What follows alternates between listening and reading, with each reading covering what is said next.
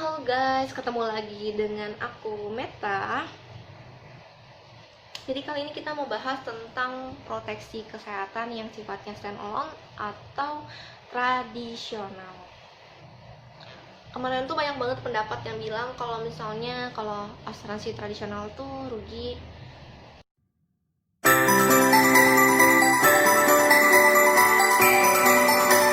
Banyak banget pendapat yang bilang kalau asuransi tradisional tuh rugi karena nggak ada nilai tunainya, nggak ada investasinya.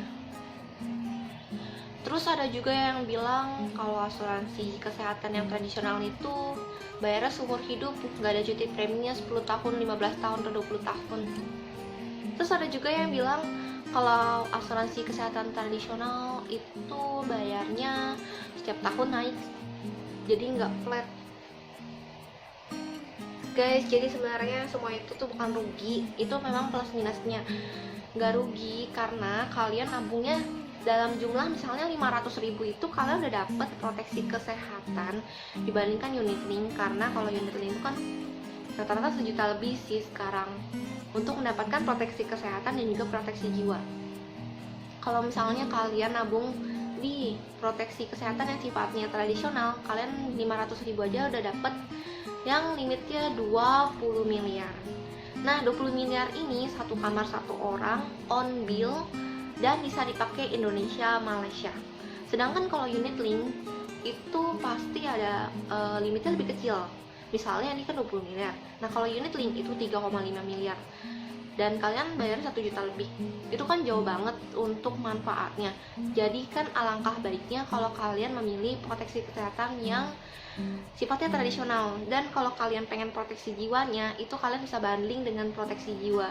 Ya 500 totalnya 1 juta, tapi kalian dapatnya 1 miliar untuk proteksi jiwa kalian dan juga 20 miliar untuk proteksi kesehatan kalian.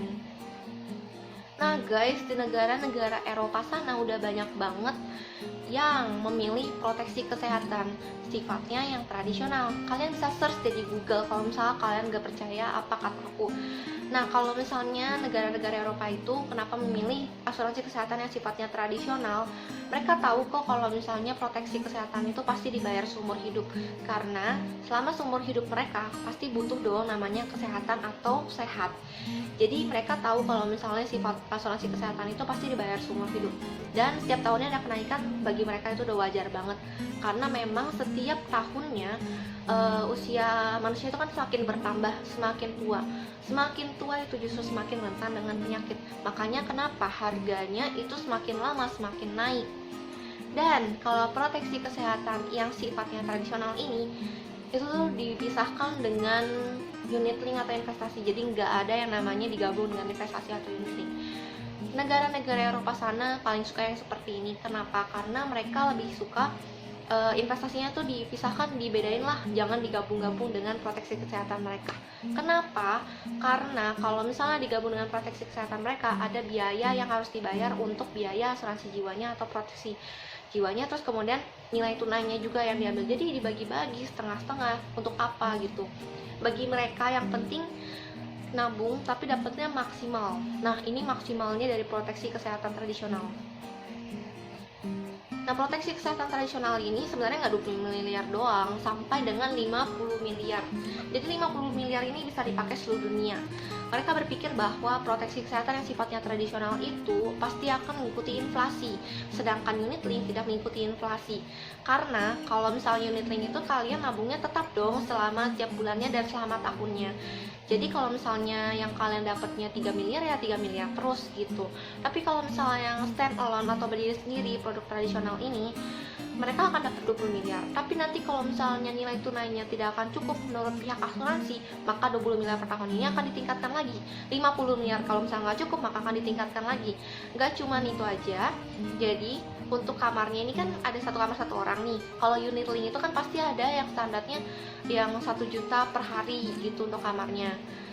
Nah, hal ini yang menjadi pertimbangan dari pihak Eropa ini. Makanya mereka lebih milih proteksi kesehatan yang sifatnya tradisional karena jauh lebih aman, lebih murah, dan juga manfaatnya jauh lebih banyak yang mereka dapatkan. Jadi proteksi kesehatan yang mereka dapatkan jauh lebih maksimal.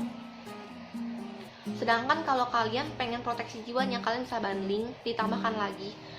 Dulu pernah sih ada yang bilang kalau misalnya ribet lah kalau dipisah-pisahin. Justru enggak, ini jauh lebih murah yang kalian dapatkan, karena kalian dapat proteksi kesehatan yang maksimal dan proteksi jiwanya yang maksimal. Jadi yang negara Eropa itu lebih memilih proteksi kesehatan sendiri dan proteksi jiwanya sendiri, karena manfaat yang mereka dapatkan jauh lebih banyak dan jauh lebih besar, dan mereka keluarkan cost-nya hanya lebih sedikit. Jadi bagi mereka tuh yang penting manfaatnya, begitu. Nah, kalau misalnya ada yang bilang rugi, kenapa nih sekarang proteksi kesehatan tradisional justru baru launching di perusahaan-perusahaan asuransi lainnya selain dari AXA?